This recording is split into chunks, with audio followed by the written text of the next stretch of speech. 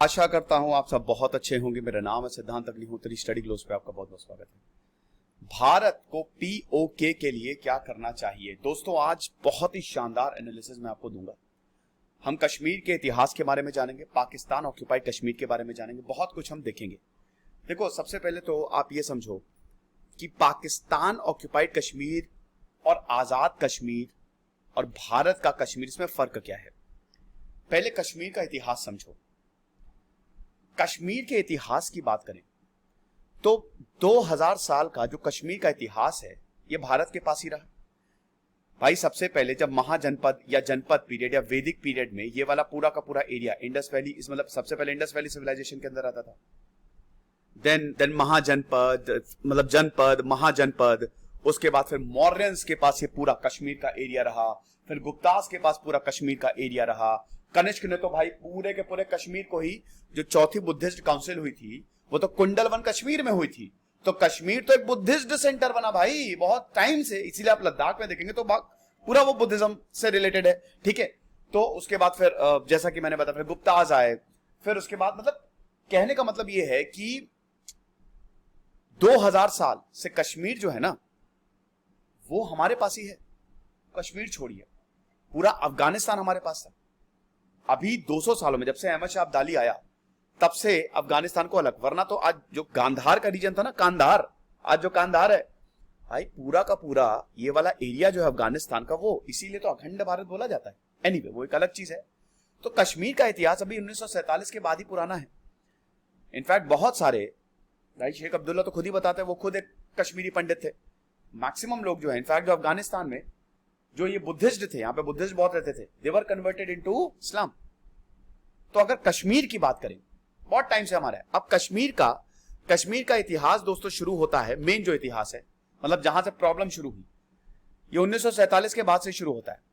1848 आते आते second Anglo Sikh war हुई, जिसमें सिखों की हार हुई। 1799 जब महाराजा रंजीत सिंह आए तो पूरा कश्मीर हमारा हो गया। मतलब ये तो था ही यहाँ पे हमारा, ऐसा नहीं है, पहले से ही तो कश्मीर पे और ज्यादा आधिपत्य। अब हुआ क्या कि जब तक महाराजा रंजीत सिंह रहे तब तक तो बहुत ताकतवर सब कुछ रहा, पूरा सिख एम्पायर उन्होंने बना लिया। 1839 में फिर जब उनका देहांत हुआ तब प्रॉब्लम शुरू हो गई। 2 एंग्लो सिख वॉर हुए और फाइनली 1846 में कश्मीर जो है वो डोगराओं को बेच दिया गया, है ना। आई थिंक आई गेस ये जो ब्रिटिशर, उन्होंने 50 लाख में डोगराओं को बेचा था। अब 1947 तक डोगराओं का राज चला, अलग अलग राजा महाराजा है। अब इसमें आखिरी थे महाराजा रंजीत सिंह। तो अगर कश्मीर की बात करें तो 1947 में जब 1947 आया तो भारत के 2 बंटवारे हुए, एक तरफ बना पाकिस्तान, एक तरफ बना भारत। अब भारत के लिए सबसे बड़ी बात यह थी कि किस तरीके से सारी रियासतों को एक किया जाए। अब 4 रियासतों में बहुत बड़ी प्रॉब्लम हो गई। देखिए 3 ऑप्शन थे। क्या ऑप्शन था? ब्रिटिश का जो प्लान था, माउंटबेटन प्लान, उसमें क्या था, जो रियासतें हैं, जो ब्रिटिश की 11 प्रोविंसेस है वो तो अल्टीमेटली भारत के पास आई गई, लेकिन जो बाकी रियासतें हैं 565 से ज्यादा छोटी मोटी रियासतें, उसमें या तो वो भारत को ज्वाइन कर लें, या तो वो पाकिस्तान को ज्वाइन कर लें, या तो वो इंडिपेंडेंट रहे। महाराजा रंजीत सिंह चाहते थे कि भाई हम तो आजाद रहेंगे, हमको ना पाकिस्तान के साथ जाना ना भारत के साथ जाना है।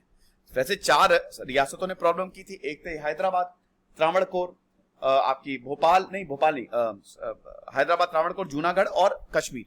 तो कश्मीर में प्रॉब्लम यह हुई कि महाराजा रंजीत सिंह मानने को ही तैयार नहीं।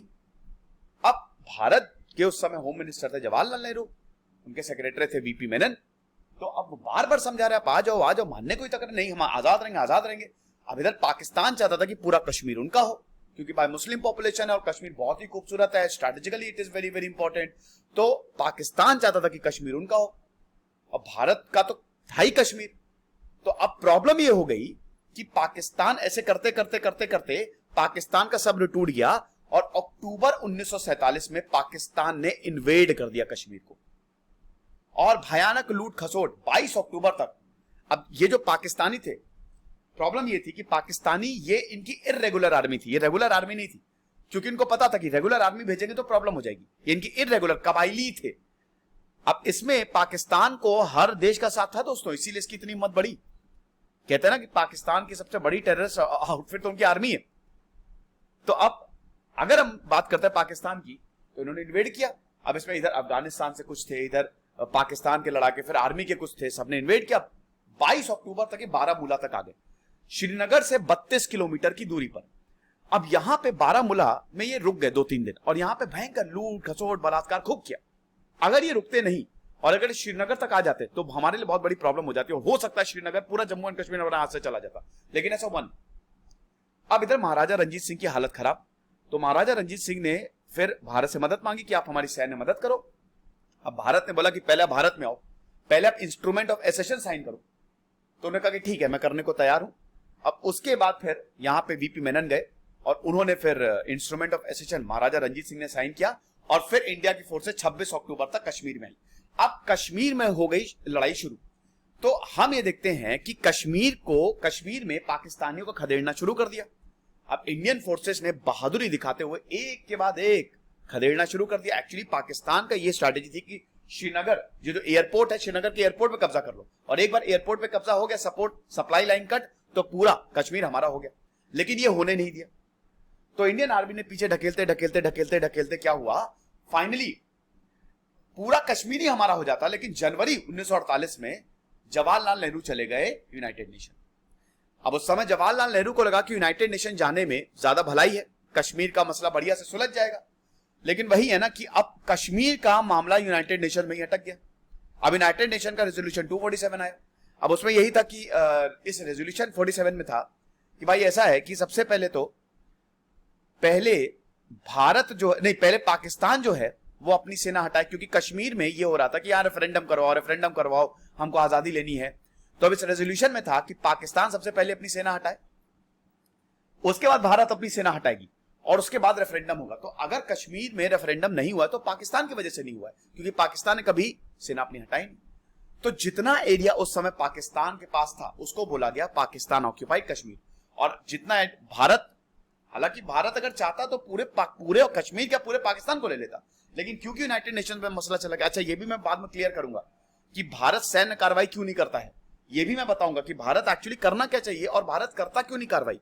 आपको जान के हैरानी होगी कि पाकिस्तान ऑक्यूपाइड कश्मीर की 24 सीटें रिजर्व्ड है हमारे पास, और वो वैकेंट है। यानी कि जिस दिन भी पाकिस्तान ये पीओके हमारा होगा उस दिन यहाँ पे इलेक्शंस होंगे, और जो 24 रिप्रेजेंटेटिव चुन के आएंगे उनको हम असेंबली में बैठाएंगे। ऐसा है। तो अब वही है कि पीओके जो है, पाकिस्तान के पास जितना एरिया था उसको बोला गया पाकिस्तान ऑक्यूपाइड कश्मीर, और भारत वाले एरिया को बोला गया जम्मू एंड कश्मीर। ये कहानी है इन शॉर्ट कश्मीर की। वैसे हिस्ट्री ऑफ कश्मीर मैंने कवर की है, लाखों लोग उसे देख चुके हैं, आप जरूर देखिएगा। अब ये तो ही हिस्ट्री की बात। दूसरी बात, सेकेंड बात यह है कि आप समझिए कि पाकिस्तान हमेशा इसको आजाद कश्मीर बोलता है, कभी इसको पाकिस्तान ऑक्यूपाइड कश्मीर नहीं बोला जाता। ये हमेशा इसको आजाद, इसके पीछे भी रीजन है। एक्चुअली इंटरनेशनल अगर पाकिस्तान ऑक्यूपाइड कर लेगा, मतलब रिकॉग्नाइज कर लेगा कि भाई कश्मीर हमारा है, मतलब हमने ऑक्यूपाई करके रखा हुआ है इलीगली, तो भारत को एक मौका मिल जाएगा। दो तरीके से भारत को मौका मिलेगा। पहली बात, भारत अब सैन्य कार्रवाई कर सकता है क्योंकि पाकिस्तान ने ऑफिशियली मान लिया है कि पीओके हमारा है। दूसरा, भारत इंटरनेशनल फोरम्स में आवाज उठाएगा कि कश्मीर ऑफिशियली पीओके जो ये पाकिस्तान ऑक्यूपाई करके बैठा है इन्होंने मान लिया। तो अब ये दो तरीके से पाकिस्तान को घेर लेगा। सुबह हमारी फौज जाएगी और शाम तक या दोपहर तक पीओके हमारा हो जाएगा। लेकिन ऐसा मुश्किल इसलिए है क्योंकि पाकिस्तान बड़ी टैक्टिकल स्ट्रैटेजिकल इसको आजाद कश्मीर बोलता है। अब आजाद कश्मीर बोलने का यही है कि भाई ऐसा है कि इससे पूरी दुनिया को यह लगेगा, हालांकि सबको पता है कि पाकिस्तान ने ऑक्यूपाई करके रखा हुआ है, लेकिन पूरी दुनिया ये कन्विंस हो जाएगी कि हां ये इंडिपेंडेंट स्टेट है, ये पाकिस्तान के कंट्रोल में नहीं है। तो पाकिस्तान इसको मानता ही नहीं है कि भाई जब हमारे कंट्रोल में ही नहीं है, ये जब आजाद है तो हम तुमको कैसे दे दें ये टेरिटरी। ये इसके पीछे रीजन है, तो इसको आजाद कश्मीर बोला जाता है। लेकिन सबको पता है भाई यहां पे पूरी पाकिस्तान की सरकार चलती है, इलेक्शंस होते हैं यहां पे, ये चीज है। अब कश्मीर का जो पूरा का पूरा एरिया है वो 2,22,000 किलोमीटर का है लगभग, जिसमें पीओके का जो एरिया है वो 72,000 किलोमीटर का है। अब 60% जो कश्मीर का एरिया है वो भारत के पास है, 30 से 35% के आसपास पीओके है जो कि ये पाकिस्तान के पास है, और बाकी 5%, 5 से 10% ये चाइना के पास है। शसगांव वैली जो है ना, वो पाकिस्तान ने चाइना को गिफ्ट में दे दी थी। ये हिसाब किताब रहा है। तो ये चीज है। अब अगर बात करते हैं एडमिनिस्ट्रेटिव डिविजन्स की, तो पीओके जो है वैसे दो पार्ट में डिवाइड है। एक है आजाद जम्मू एंड कश्मीर और दूसरा है गिलगिट बाल्टिस्तान, है ना। अब आप ये समझिए कि जो आजाद कश्मीर, मतलब ये जो पीओके पाकिस्तान ऑक्यूपाइड कश्मीर की जो कैपिटल है वो है मुजफ्फराबाद। ये है मुजफ्फराबाद। टोटल इसके 3 एडमिनिस्ट्रेटिव डिवीजन है। पहला है मीरपुर, दूसरा है मुजफ्फराबाद, तीसरा है पूंछ। अब ये जो मुजफ्फराबाद है, ये जो पाकिस्तान ऑक्यूपाइड कश्मीर है, ये आतंकियों की ट्रेनिंग के लिए काम आता है। आपको आतंकियों की ट्रेनिंग और जो इन्फिल्ट्रेशन होता है वो यहीं से हुआ। 1987 में जो कश्मीर में तनाव बढ़ा था, हिंसा बढ़ी थी, इन्फिल्ट्रेशन और पूरी की पूरी ट्रेनिंग यहीं से हुई थी। मुश्किल से 1 घंटा लगता है अगर आप मुजफ्फराबाद जाना चाहेंगे, क्योंकि भाई कश्मीर का ही पार्ट है, बॉर्डर बस लाइन खींच दी है, एलओसी खींच दी है, लाइन ऑफ कंट्रोल। तो अगर आप जाएंगे मतलब कश्मीर से मुजफ्फराबाद तो बहुत कम टाइम लगेगा, ज्यादा वक्त नहीं लगने वाला। किसी भी कश्मीर के डिस्ट्रिक्ट से चले जाएं तो यहां से इन्फिल्ट्रेशन होता था। ये हिसाब किताब रहा है, ठीक है। तो ये चीज है। बाल्टिस्तान ये area of west Ladakh province था जिसको पाकिस्तान ने 1947 में ऑक्यूपाई कर लिया। और भारत की बात करें तो भारत में आपको पता ही है जम्मू एंड कश्मीर है। जम्मू कश्मीर अलग और लद्दाख अलग, पूरे को मिला दे तो जम्मू एंड कश्मीर अभी है। जब से 370 हटा है, 5 अगस्त 2019 में 370 हटा दिया गया, तो अब लद्दाख एक यूनियन टेरिटरी हो गया और जम्मू एंड कश्मीर एक यूनियन टेरिटरी हो गया। मैप में देखते हैं, ये आप देख सकते हो, ये तो पुराना मैप है ना। अब ये आप देख सकते हो कि ये है आपका पाकिस्तान ऑक्यूपाइड कश्मीर, है ना। ये है आपका भारत का। अब ये पूरा का पूरा एरिया वैसे हमारा है, ये पूरा एरिया, लेकिन ये है आपकी एलओसी, लाइन ऑफ कंट्रोल। इधर ये जो शसगांव वैली है, ये 1963 में ये जबरदस्ती पाकिस्तान ने भारत को नीचा दिखाने के लिए, क्योंकि 1962 में भारत चाइना से वॉर हार गया था, तो नीचा दिखाने के लिए ये वाला जो एरिया है गिफ्ट में दे दिया था चाइना को। और ये हमारा जम्मू एंड कश्मीर है। अब ये जम्मू एंड कश्मीर अलग हो गया और लद्दाख जो है वो अलग हो गया। ये आप देख सकते हो, ये जम्मू एंड कश्मीर है और लद्दाख जम्मू एंड कश्मीर से ज्यादा बड़ा है। अब ये देखिए श्रीनगर है, जम्मू कश्मीर की कैपिटल श्रीनगर और जम्मू है, तो बहुत कम दूरी पे है ये। तो इतिहास में आपको बता ही चुका हूं। अब 2019 में अगस्त में भारत ने यही बोला कि भाई देखो जो बात होगी वो पीओके पे ही होगी। अमित शाह कई बार बोल चुके कि भाई पीओके तो आज नहीं तो कल हम लेके ही रहेंगे। अब लेने में कोई दिक्कत नहीं है, मैं बता रहा हूं ना कि सुबह जाएगी हमारी फौज, शाम तक हमारा हो जाएगा पीओके, 2 मिनट का काम है। अभी हम बात करेंगे, आखिरी तक लेक्चर देखिएगा, ये आपको बहुत अच्छा इंसाइट देगा। तो पॉपुलेशन की अगर बात करें आजाद कश्मीर की, तो 2017 में जो सेंसस हुआ था तो लगभग 40 लाख के करीब यहाँ पे लोग रहते हैं, जो कि एक अच्छा खासा आंकड़ा है। लिटरेसी रेट यहाँ पे 74% है। अब आजाद जम्मू कश्मीर का डेटा है, पता नहीं कितना है। 99% यहाँ पे इस्लामिक लोग रहते हैं, खाली 0.6% यहाँ पे हिंदू रहते हैं, ठीक है।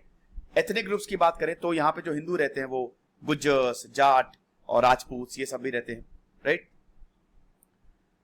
अब आजाद कश्मीर की बात करें, थोड़ा सा हम इसके बारे में, ज्योग्राफी के बारे में और ये क्यों इंपॉर्टेंट है। देखिए पीओके की बात करें तो अब पीओके इंपॉर्टेंट क्यों है? पीओके इसलिए इंपॉर्टेंट है कि पहली बात तो यहाँ पे बहुत सारे ग्लेशियर्स, बड़ी बड़ी हिल्स, बहुत ही खूबसूरत है पीओके। अगर पाकिस्तान ऑक्यूपाइड कश्मीर या पूरे कश्मीर को, जैसे भारत ले ले कश्मीर को, ये पीओके को, तो अगर इसको एक टूरिस्ट स्पॉट बनाया जाए तो स्विट्जरलैंड सब फेल हो जाएंगे। समझ लीजिए ये टूरिस्ट से ही भारत के पास इतना पैसा आएगा कि सारा डेफिसिट खत्म। ये इतना खूबसूरत है, बहुत बड़ी पहाड़ियां, वैली, घाटी है ना। ये घाटी क्या होती है? 2 पहाड़ियों के बीच की जगह। तो जामगढ़ पीक हो गया, नीलम वैली हो गया, सारवली पीक हो गया, they are the highest peak, और ये आपको मिलेगी, बहुत ही खूबसूरत है ये चीज। सरकार की बात करें, अगर ये पीओके की बात करें तो वैसे तो यही है ना कि आजाद कश्मीर सेल्फ गवर्निंग स्टेट, लेकिन ऐसा कुछ भी नहीं है। यहां पे प्रधानमंत्री होता है, प्रेसिडेंट होता है, इनकी लेजिस्लेटिव असेंबली, इनका खुद का हाईकोर्ट है, इनका खुद का फ्लैग है। लेकिन ध्यान दीजिएगा ये सब कुछ पाकिस्तान कंट्रोल करता है, सब कुछ। पाकिस्तान जो बोलेगा वही प्रधानमंत्री होगा, पाकिस्तान जो बोलेगा वही प्रेसिडेंट होगा यहाँ पे।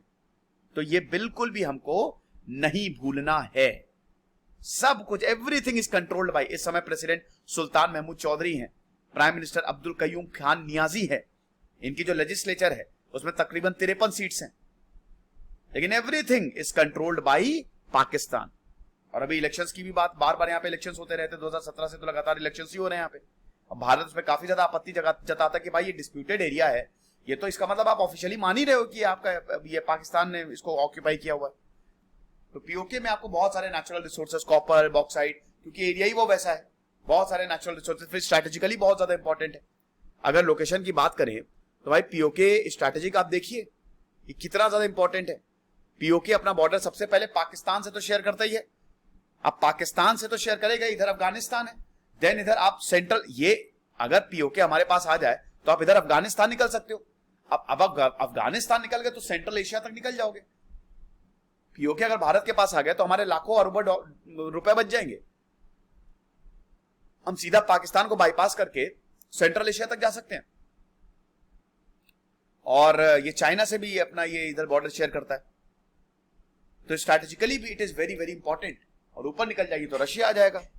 अब इनकी एक पूरी काउंसिल होती है जो कि सुप्रीम गवर्निंग बॉडी है, इसमें 14 मेंबर्स होते हैं, 8 सरकार की तरफ से होते हैं। तो ये सब कुछ है, strategically it is very important. Natural resources फिर यहाँ पे बहुत ज्यादा है। अगर गिलगिट बाल्टिस्तान की बात करें तो गोल्ड, प्लैटिनम, कोबाल्ट, टोपैज, ये सब यहाँ पे मिलते हैं। फिर minor metallic, non metallic minerals यहाँ पे मिलते हैं, बॉक्साइट, रूबी, डायमंड, गोल्ड। अब आप ये समझिए कि 21,000 टन ऑफ कोल डिपॉजिट्स है खाली पीओके में, इतना। नीलम वैली में they are $21.5 billion. So these are the things, right. तो अगर हम बात करते हैं आजाद कश्मीर की, देखिए आजाद कश्मीर खाली नाम का ही आजाद है। पीओके की बात करते हैं ना, तो यहाँ पे पाकिस्तान इतना ज्यादा जुल्म करती है लोगों के ऊपर, ये आतंकवाद का अड्डा है। और पाकिस्तान यहाँ पे लोगों को बहुत परेशान करती है, माइनॉरिटीज की हालत खराब करती है।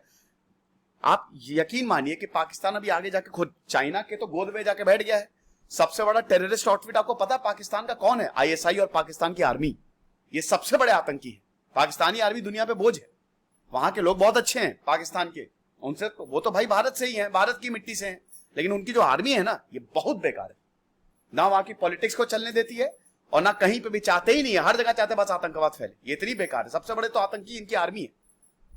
तो अब भारत जो है, why it has not been able to take position of, सबसे पहले देखो difficult terrain of POK, POK की टेरेन डिफिकल्ट है और यहां पे मिलिट्री ऑपरेशंस लगेंगे, ठीक है, और यहां पे प्रॉपर स्ट्रैटेजी भी रहेगी।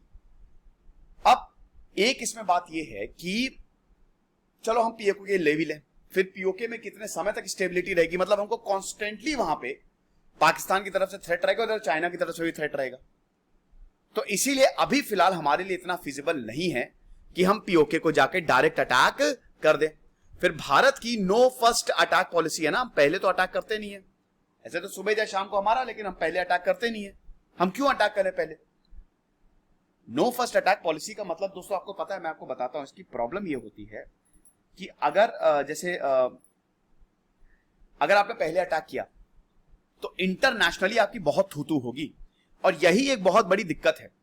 अगर भारत पाकिस्तान को इन्वेड करेगा, और यकीन मानो एक दिन के अंदर डिसाइसिव विक्ट्री होगी।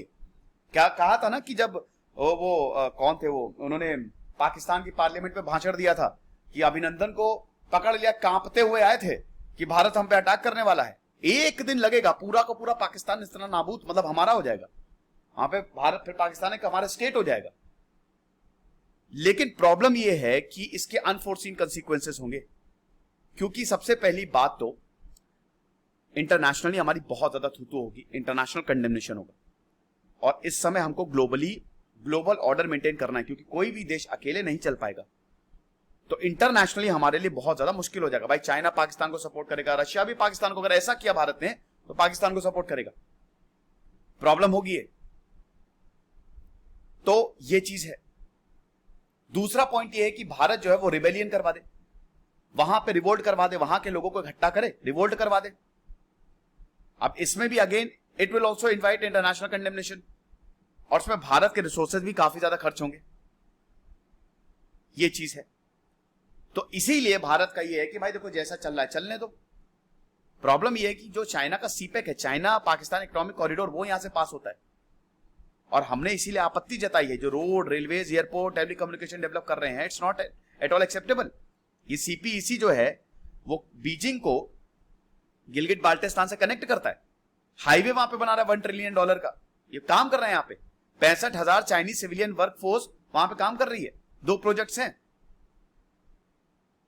तो ये भी चीज है। तो चाइना से भी हमको भिड़ना पड़ सकता है अगर हम डायरेक्टली अटैक करते हैं पीओके पे। ये चीज फिर उसके बाद वहां पे एंटी इंडिया सेंटिमेंट्स भी हैं। ये भी दिक्कत है पीओके रीजन में।